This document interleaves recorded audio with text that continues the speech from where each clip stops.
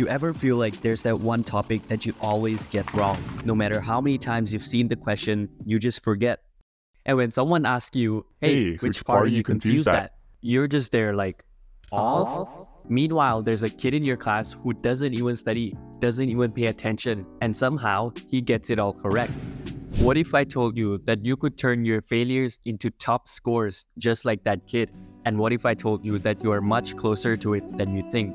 You see, the number one thing you have to realize is this. Out of all the study methods, learning from your failures is by far the best way to master a topic. So you are actually in a perfect environment to learn, but whether or not you use this environment is up to you. So in this video, I'm gonna share how you can use this environment that you're in to turn your failures into top scores. So without further ado, let's look at the first thing you should do. You remember that feeling when someone asks you, which part are you confused at?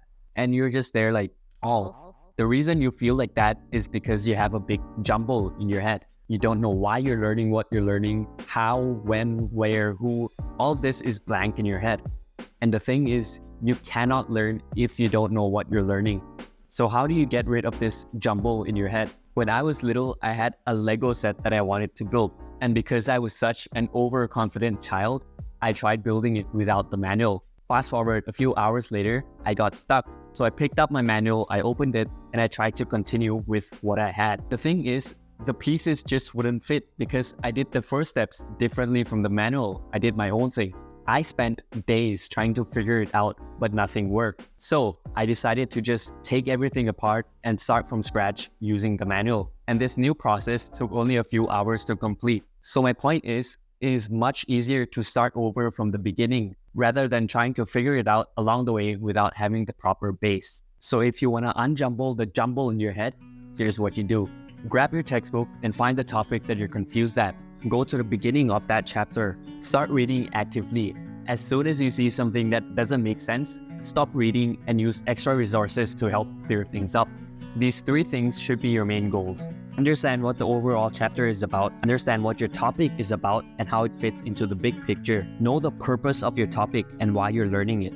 You can worry about the little details later, but for now, just focus on the big things. So that was the long way of doing it. But a much easier way of doing this is by watching YouTube videos. Just by watching a few videos using the goals that I've just mentioned, you will already be able to clear so many things up. This process is much faster than you think, so there's really no excuse to not do it. Plus, you will be mastering your fundamentals along the way. You will be building the right Lego base. Once you have done this process, it will turn from a weak topic that you have no idea about to just a weak topic. So now, let's look at how you could turn this weak topic into a strong topic.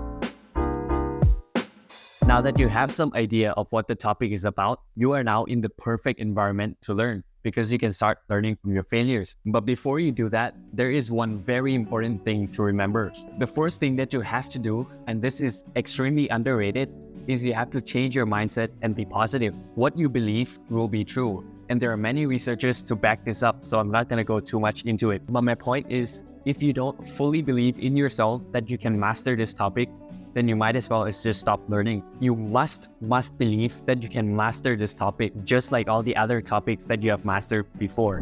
But before I continue, please consider subscribing because we're trying to reach 4,000 subscribers as fast as we can.